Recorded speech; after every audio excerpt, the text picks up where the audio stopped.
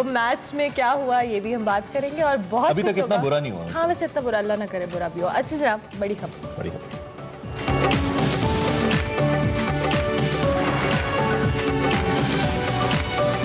Afghanistan obviously सबसे बड़ी खबर है और कुछ अहम डेवलपमेंट्स हो रही हैं। पाकिस्तान के लिए बड़ा क्रिटिकल टाइम भी है और बड़ा कॉन्शियस रहने का मौका भी है। शदीद खाना जंगी इस वक्त अफगानिस्तान में पैदा हो चुकी है, आपको मालूम है, और तालिबान एक के बाद एक सूबाई दारुल हुकूमत पर कब्जा किए जा रहे हैं।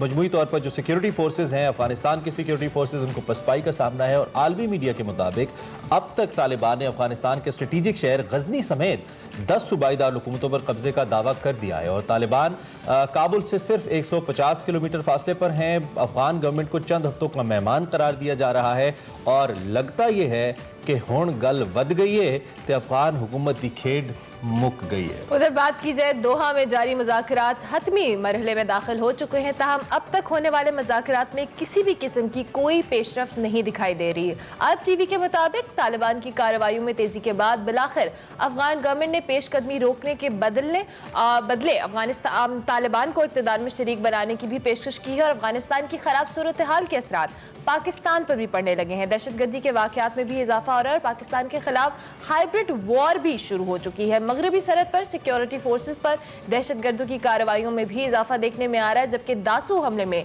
भारतीय खुफिया एजेंसी रॉ और अफगान एजेंसी NDS का गठजोड़ एक बार फिर खुलकर सामने आया और इसी सूरत हाल से निपटने के लिए वज़ीर आज़म की सदारत में अहम इजलास हुआ, जिसमें वफाकी वुज़रा ने भी शिरकत की और मुल्की दाखिली और खारिजी सूरत हाल का भी जायजा लिया गया है और इस हवाले से मजीद डेवलपमेंट भी। और उधर अफगानिस्तान में जी नाकामी के बाद अमेरिका पाकिस्तान से नजरें फेरने लगा है। कभी हम में तुम में करार था, तुम्हें याद हो कि ना याद हो। वजीर आज़म इमरान खान ने कल फिर गैर मुल्की मीडिया से बातचीत की। इज बीन वेरी ब्लंट, बताया कि अमेरिका ने भारत को अपना स्ट्रेटेजिक पार्टनर बना लिया है और पाकिस्तान के साथ अपना रवैया तब्दील कर लिया है।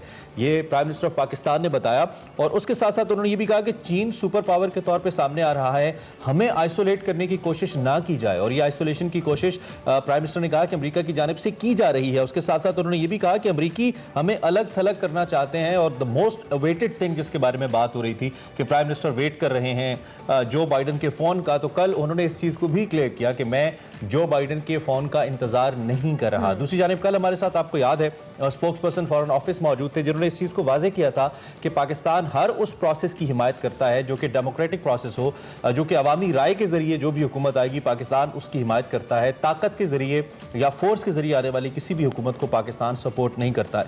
लेकिन कल की जो सबसे इंपॉर्टेंट स्टोरी थी, अरमला, आज हमारे एक्सप्रेस में लीड स्टोरी भी लगी है, वो रॉ और NDS का मुलविस होना है दासू वाक़े के अंदर, जिसमें आपको मालूम है दहशतगर्दी हुई थी। 9 चीनी शहरी जो हैं और 3 पाकिस्तानी शहरी इसके अंदर उनको कत्ल कर दिया गया था, जाबहक हो गए थे। तो इस सारी सूरत हाल के अंदर इस वक्त पाकिस्तान का ये कहना है कि हमें तवक्को ये है कि आलमी बरादरी इसका नोटिस लेगी और चीन इस वक्त तहकीकात से मुतमईन है। शाह महमूद कुरैशी साहब ने यह भी बताया और अब पाकिस्तान इज लुकिंग फॉरवर्ड कि किस तरीके से वो मनसूबा साज जिन्होंने अफगानिस्तान के अंदर है कि इसकी मनसूबाबंदी की, उनको पाकिस्तान के हवाले किया जाए। और हाइब्रिड वॉर के हवाले से कल भी जैसे हमारी स्पोक्स पर्सन से बात हो रही थी, उन्होंने कहा कि पाकिस्तान इतना प्रिपेयर्ड है कि वो सोशल मीडिया के ऊपर इसके खिलाफ जो हाइब्रिड वॉर की जिसकी हम बात करें वो सोशल मीडिया पे मुकाबला कर सकता है और उसको मुंह तोड़ जवाब भी था। इससे पहले भी कई स्कैम्स आए हैं जिसपे पाकिस्तान को टॉप ट्रेंड उसके खिलाफ साजिश की गई और टॉप ट्रेंड्स बनाए गए जिससे पाकिस्तान की साख को मुतासिर किया जा सके। तो इस हवाले से हमारी गवर्नमेंट और जो कल हमने बात भी की, उन्होंने कहा कि हमारी जो तैयारी है वो मुकम्मल है, हम किसी भी तरह की वॉर से निपटने के लिए। हमें इस वक्त सीनियर सहाफ़ी और तज्जियाकार जनाब ताहिर खान साहब ज्वाइन कर रहे हैं। किसी तारुफ के मोहताज नहीं, आप उनके तज्जिए पाकिस्तान अफगान उमूर के ऊपर सुनते हैं हमारे शोज में भी और दीगर मीडिया के ऊपर भी। इस वक्त हमें ज्वाइन से जरा हम अहम मामले पे बात करते हैं। ताहिर साहब, थैंक यू वेरी मच हमें ज्वाइन करने के लिए और मुसलसल चूंकि आपसे ऑफ एंड ऑन हमारी बात होती रहती है, इस वक्त जो सूरत हाल डेवलप हो रही है और खास तौर पे जो कल की प्रेस कॉन्फ्रेंस है, इसके बाद आप सूरत हाल को किस जानिब देखते हैं? चूंकि जिस कदर पाकिस्तान के लिए अफगानिस्तान का अमन जरूरी है, अगर स्ट्रेटेजिक बुनियादों पे या मुस्तकबिल के नुक्ता निगाह से देखें तो चीन के लिए भी अफगानिस्तान के अंदर अमन होना बहुत ही जरूरी है उसके माशी मफादात को देखते हुए। तो इस सूरत हाल को अब आप किस जानिब जाता देखना है? बहुत शुक्रिया आपको मुझे दावत देने की। आपको याद होगा, ये वैसे थोड़ा मुख्तसर आपको बैकग्राउंड से दे रहा हूँ कि जब अफगानिस्तान में तकरीबन 3 साल पहले एक बहुत बड़ा ट्रक हमला हुआ था और पाकिस्तान अफगानिस्तान के ताल्लुकात बहुत ही खराब हुए थे उसी हमले के बाद, क्योंकि अफगानिस्तान में बदकिस्मती से एक बहुत गलत बयानिया कुछ लोगों ने उसको एक किस्म का प्रमोट किया है कि वहाँ लोगों को बड़ा गलत बताया जा रहा है कि जो भी वहाँ होता है उसका पाकिस्तान से उसको नफी करते हैं। तो वो कभी मैं खुद अफगान से पूछता था मीडिया में कि चलो हम मान लेते हैं कि ट्रक पेशावर में उसमें बम रखा गया है, ठीक है, लेकिन वो ट्रक पेशावर से कैसे दाखिल हुआ, फिर काबुल कैसे पहुंचा, फिर वहाँ तो ये उसके बाद फिर जब हालात खराब हुए तो चीन के वज़ीर खारिजा उस वक्त आए थे काबुल भी और फिर पाकिस्तान भी, और उस वक्त पाकिस्तान, चीन और अफगानिस्तान के एक सेफरी की ग्रुप भी बना। चीन को ये मालूम है कि अफगानिस्तान में अमन ना हो, आपके सवाल के जवाब की तरफ आ रहा था कि अगर अमन ना हो तो मुतासिर जो सबसे ज्यादा होंगे वो जो उनके करीबी जो पड़ोसी है, और पड़ोस में चीन भी है। चीन को अब कुछ खदशात है उनके अपने सिंकियांग है, और सिंकियांग बदख्शान से लगा हुआ है। अब वो खान तालिबान के कंट्रोल में आ गए। मुमकिन है कि चीन उससे खुश भी हो, क्योंकि जब तालिबान उनकी नजर में वहाँ हो तो शायद बॉर्डर उनके लिए सिक्योर हो, महफूज हो। तो चीन का इंटरेस्ट इसलिए है कि चीन इस खित्ते में, एक तो आप देखें 2014 तक चीन मुकम्मल तौर पर अफगानिस्तान के मामला से बिल्कुल अलग तरह था। इसलिए अलग तरह था कि चीन किसी भी मिलिट्री जहां पर हो वहां से अपने आप को दूर रखता है। 2014 में फर्स्ट टाइम उन्होंने अपने अफगानिस्तान के लिए स्पेशल नुमाइंदा मुकर्रर किया, और फिर चीन का रोल इसलिए ज्यादा है कि चीन का बुनियाद है, उसका फोकस जो है इक्तिसाद पे, प्रोजेक्ट्स पे और इन चीजों पे, उसका मिलिट्री से इन्वायरमेंट से कोई ताल्लुक ही नहीं है। तो सबसे ज्यादा नुकसान भी चीन को होगा, और सबसे ज्यादा नुकसान पाकिस्तान को इसलिए सबसे ज्यादा है हर लिहाज से, सिक्योरिटी भी, इक्तिसाद।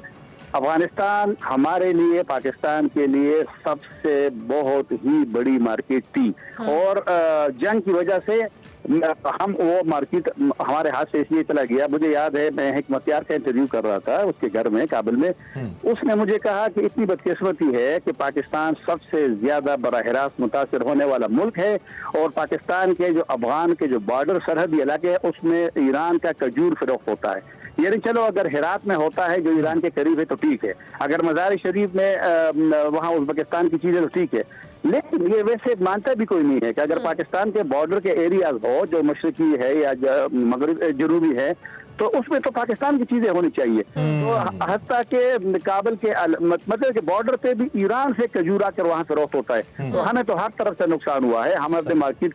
लिहाजा पाकिस्तान चाहेगा कि अगर अफगानिस्तान सबसे ज्यादा फायदा भी हमें होगा। फायदा का मतलब ये है कि सेंट्रल एशिया को रास्ता मिलेगा, और सिर्फ हमें नहीं अफगानिस्तान को भी होगा। पहले अगर ये जो गुलबहार एक बहुत बड़ी मार्केट है काबुल में, मैं वहां जाता हूँ तो 80% वहाँ पे पाकिस्तानी प्रोडक्ट्स पड़े होते हैं। सही सही। तो बहरहाल पाकिस्तान को तो नुकसान होगा, तो पाकिस्तान क्यों अपना नुकसान खुद करे कि अच्छा तारका साहब, साथ साथ अभी हम कल प्राइम मिनिस्टर के गैर मुल्की मीडिया के हवाले से भी बात करें। उन्होंने कहा कि अमेरिका ने भारत को अपना स्ट्रेटेजिक पार्टनर बना लिया है, और इस हवाले से उन्होंने कल बहुत खुलकर बात भी की। अमेरिका के इस रवैये के हवाले से और अफगानिस्तान के मामले में अमेरिका और भारत की जो कुर्बतें हैं, आपको लगता है क्या वजह हुई कि ये कैसे बढ़ गई?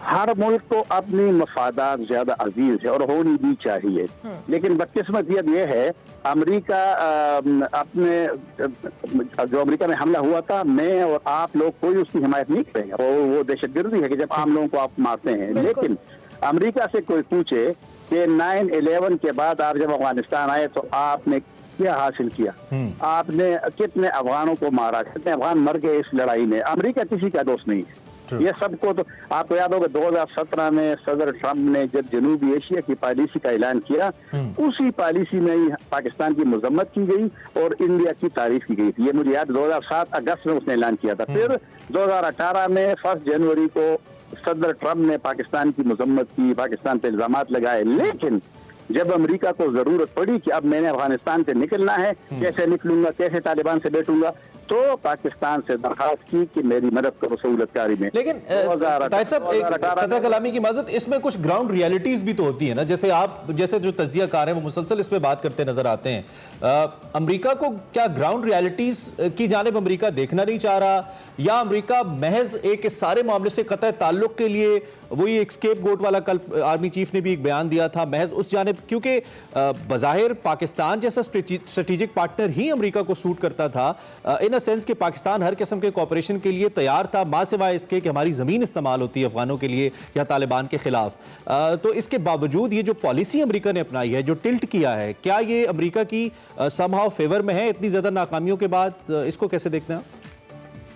अमेरिका को तो ये भी देखना चाहिए कि भारत जब वो अब तालिबान की तरफ बिल्कुल भी नहीं जा रहा था, जब पूरी दुनिया रूस जैसा जो भारत का बहुत ही बड़ा इतिहादी है, ये देखें आज खबर आई है अभी मीडिया में, मगरबी मीडिया में, पाकिस्तानी मीडिया में नहीं, कि शायद कि चीन वाहिद मुल्क या पहला मुल्क हो अगर तालिबान काबुल को कंट्रोल करते तो चीन उसको तस्लीम करे।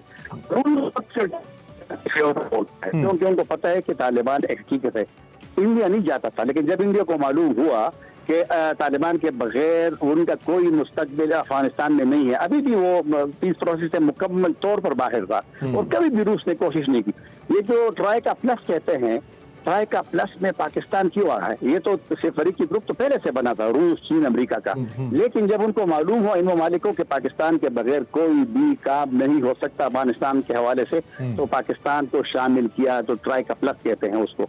अमरीकी अपने मफादात के लिए काम करते हैं। आपको याद होगा कि जब आखिरी रूसी चला गया था तो 1989 में, तो सबसे पहले वार अमेरिका ने हम पे किया था। ये भी की बात नहीं है, वार किया था कि जो F-16 तैयारे थे उसको रोक लिया और कहा कि आपके पास न्यूक्लियर हथियार है, और फिर उस वक्त कोई तस्वर भी नहीं था। ठीक है। और फिर बाद में हमारा अपना पैसा जो था सिर्फ 16 का, उसने कहा नहीं पैसा नहीं देंगे आपको, गंदम ले लेंगे। तो अब अभी अफगानिस्तान में लोग बात करते हैं कि अमेरिका ने हमारे साथ दोबारा छोड़ा घोंपा है हमारे बैग पे, तो अमेरिका तो अपने मफादात का है।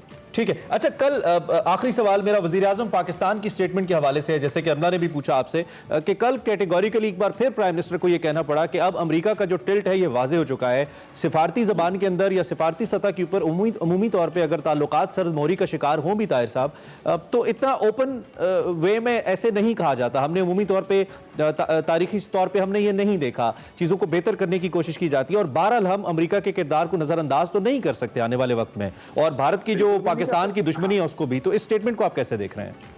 बिल्कुल भी नहीं देख सकते, लेकिन ये जो अंदर आपके उसमें लावा वो होता है और आपको गुस्सा आता है कि ज़ल्मे खलीलज़ाद कहता है कि पाकिस्तान की जितनी वो कर सकता था, उसने जर्मन मैगजीन को यही कहा था चंद महीने पहले, पाकिस्तान ने उससे ज्यादा किया है। और ज़ल्मे खलीलज़ाद को इसलिए मालूम है कि ज़ल्मे खलीलज़ाद अमेरिकी नुमाइंदा इसी सारे काम के लिए।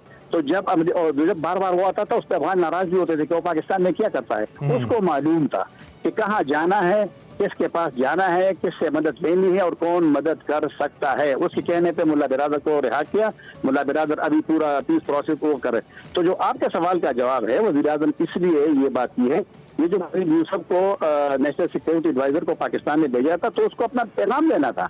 लेकिन अगर अमेरिका नहीं चाहता, अमेरिका को एहसास हो जाएगा, जिस तरह वो मैंने आपको बता रहा था ना सदर ट्रम्प का बता रहा था कि वो पाकिस्तान को लिफ्ट नहीं करा रहा था। जब पंच किया, जब जरूरत पड़ी उसको, तो फिर पाकिस्तान की तरफ उन्होंने रुजू की। तो बहरहाल अमेरिका को याद हो जाएगा मुस्तकबिल में उनका असल दोस्त कौन है। चलें, आपसे बात होती रहेगी। आपके तज्जिए का बहुत शुक्रिया और बड़े मुख्तसर वक्त में आपने अहाता किया मौजूदा सूरत। ताहिर साहब का ये कहना है कि अमेरिका का ये जो एक गाफिलाना रवैया है पाकिस्तान की जानिब, इसका एहसास अमेरिका को हो जाएगा। और यकीनी तौर पर अगर अमेरिका किसी का दोस्त नहीं तो भारत भी किसी का दोस्त नहीं, क्योंकि अमेरिका के दुश्मन रूस का भारत बहुत करीबी स्ट्रेटेजिक पार्टनर है। और अगर अमेरिका और भारत करीब हो रहे हैं तो अमेरिका को भी ये देखना होगा। अब महज मतलब का खेल है, इसमें कौन जीतेगा ये तो वक्त ही बताएगा, लेकिन सूरत हाल फिल वक्त ये बताती है कि खित्ते का अमन खतरे में है। इसी नोट पर ब्रेक लेंगे जी, ब्रेक के बाद हाजिर होंगे। आप देखते रहिए एक्सप्रेस। ज़ोहेब की गीत, और जब दोनों मिलके गाते थे the way they used to dress up, the way they used to perform, उस टाइम के ऊपर पाकिस्तानी और ओवरऑल एशिया के अंदर जो मौसीकी थी उसको जिद्दत देने में भरपूर किरदार अदा किया। कल से एक कंट्रोवर्सी भी काफ़ी ज़्यादा गर्दिश करी है नाज़िया हसन के हवाले से। जब उनके भाई ज़ोहेब हसन साहब जब पाकिस्तान आए हैं, एक टीवी इंटरव्यू में उन्होंने ये दावा किया है कि नाज़िया हसन साहिबा की मौत जो बज़ाहिर कैंसर की वजह से हुई थी, उन्होंने ये दावा किया है कि उनकी मौत कैंसर की वजह नहीं बल्कि उनके साबिक़ा शौहर इश्तियाक बेग साहब की वजह से हुई, जिन्होंने उनको खाने में कुछ मिला के दिया था। और ये बात एक अपनी स्टेटमेंट के अंदर स्कॉटलैंड यार्ड को नाज़िया हसन खुद भी कह चुकी हैं। ऐसा कहना है नाज़िया हसन के भाई ज़ुहैब हसन का। तो ये कंट्रोवर्सी के हवाले से अभी सोशल मीडिया बहुत ज़्यादा गर्दिश कर रही है। अपडेटेड जो भी होगा हम आपके साथ शेयर करेंगे, लेकिन अभी हमने नाज़िया हसन को याद किया जिन्होंने पॉप मौसीकी के हवाले से बहुत ज़बरदस्त काम किया। इसी नोट पर हम ब्रेक लेंगे, ब्रेक के बाद हाजिर होंगे। आप देखते रहिए एक्सप्रेस।